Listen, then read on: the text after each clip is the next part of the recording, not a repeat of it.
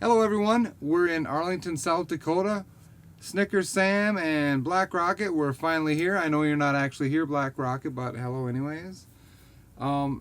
If you want to come down and see us, you can come down and see us anytime. Although it is really wet, rainy, and muddy, so it probably would be better if we waited till it dried out. We're going to be here till tomorrow at noon, so if it dries up anytime between now and then, come on down and see us. Odds are we'll probably be in the RV. We might go check out this bowling alley, it looks like, on the corner. I think it's a bowling alley. It kind of looks like a bar, or next to a bar. I don't know. Anyway, yeah, we'll be here, so if you want to come visit us, that'd be great. That'd be cool. Maybe take a picture together or something like that. Yesterday, we had a little bit of a problem, so after this, coming right after this, you're going to see kind of what we dealt with. It was not really that fun, but you know what? It's all a part of the adventure, so enjoy. See you later. Well, left the campsite this morning. Got 3/4 of an inch of rain last night, and I knew this road's probably not the best road to get to. I got up to the top of that hill. It's coming down through. Well, when I got to the top of that hill, what I saw ahead of me was a little scary. And I should have put it in reverse and backed up all the way, but now, look at this. Look at the way the road is gone. And then, look at this. Yes. We are stuck. Bad. And there's no getting us out. I talked to the rancher up the road. Some people actually showed up and were going to come this way, some workers of some kind. And I told them, I said, there's no way I can get out of here. We just got to let it dry. And they had already called a rancher. Rancher came up. I said, you know, I'm just going to have to let it dry. There's no way I'm going to be able to get through this road. Not even get straightened up to back out till it dries out. And if we try using the tractor or anything, we're just going to break stuff and tear up the road. So we all kind of agreed that best bet would be to just stay here until everything dried and I was able to drive out. But look, yeah, I'm actually surprised I made it as far as I did. Just look at it. This is the real bad side.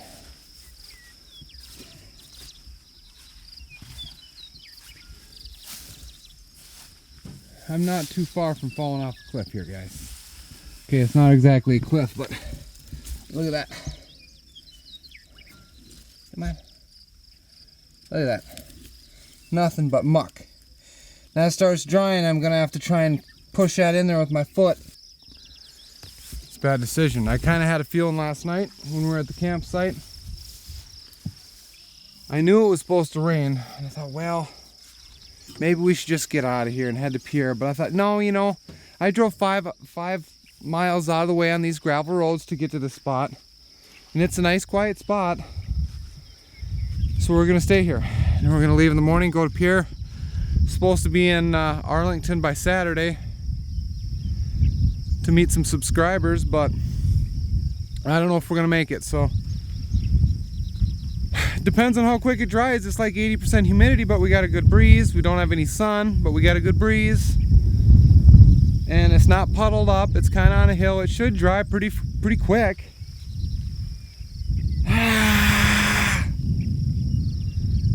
Well, here we are. So, all right. We'll see how this goes. Might be here for 3 days. Who knows? All right. Peace out. Well, here we are, guys. Cooking on an angle, but you know, this is how we do it.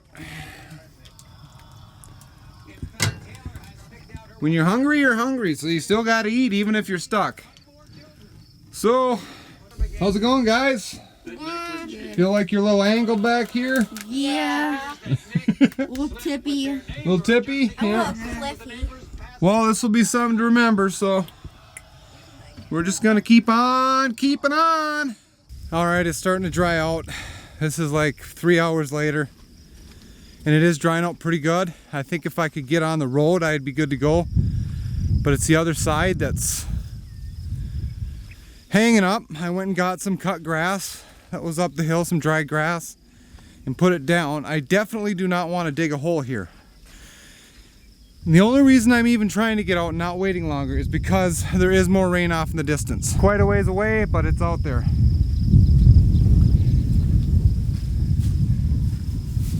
This is the side that's still soft yet. I've got a bunch of grass, and I don't know if that's gonna make it worse or better, but I am able to rock back and forth about 3-4 feet. So I'm gonna put this camera up here and just let you watch. If we get on this road, I'm out of here. And I apologize for the wind noise, but I need that wind to dry us out.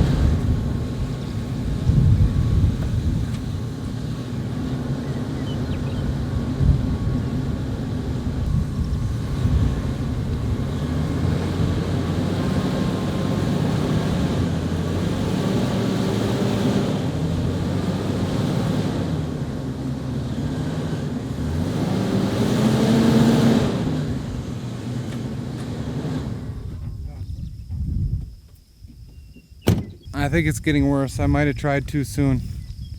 This is not good. I gotta put the camera away. Alright, that's all the footage I got of the RV getting out and everything. I did eventually get it out.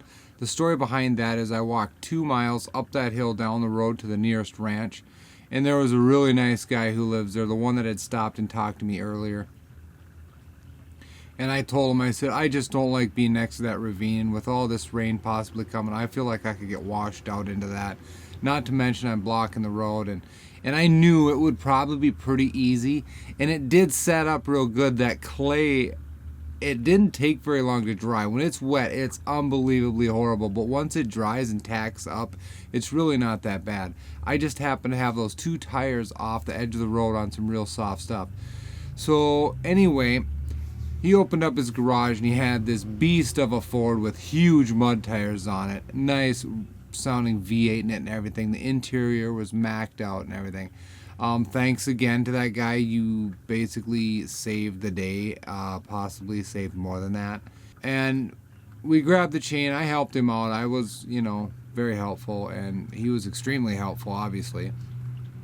And I drove down there, hooked up to it. I climbed underneath the RV and hooked it up in a good spot, and he threw it around his ball hitch, and I got in the RV and we pulled it 15 feet ahead. It came out relatively easy, although that thing had a lot of power, and he had it in 4 low with those big meaty tires, and yeah, it all worked out. So what we ended up doing, we ended up backing all the way up that hill and then turning around. There was a little turnaround spot. I had to do like a 77-point turnabout to get it turned around, but no big deal. Went back to the campsite, was gonna go the other way to get out of there, got just past the campsite and I saw a spot that was even just as bad, maybe worse. So I backed up, went into the campsite, and we decided we were just gonna stay another night there. Well, fast forward about 3-4 hours, no, probably fast forward about an hour. I checked the weather out, had just a good enough cell signal to check the weather out, and noticed that there was gonna be more rain in the morning. Like, what? So we were gonna be stuck there for like 2 days. We wanted to get to Arlington. We wanted to get on the road. That spot was okay, but I don't like to sit in the same spot for very long. So then we decided, we took a walk down the road the other way to see if that puddle was drying up and if it was something I could get through. We decided it was probably something I could get through, and lo and behold, guess who comes down the road in his Geo Tracker now? That same rancher. Great guy. He stopped and we talked to him again, and I said, well, we were thinking about getting out of here. Which way do you think is probably the best? And he said, up the hill. I'm thinking, oh my God. He's like, actually that hill's dried out pretty good. You'd be surprised. I think he can probably make it. He goes, the other way is worse. So he saved us twice in one day. So we went back to camp and we drove up the hill without a hiccup. It worked out great, and we made it out of there, and into Pierre we went and played some tennis and lived happily ever after. So yeah, here's just a little footage of us going up that hill on the GoPro, and then that's the end of the video. Thanks for watching, guys. Bye.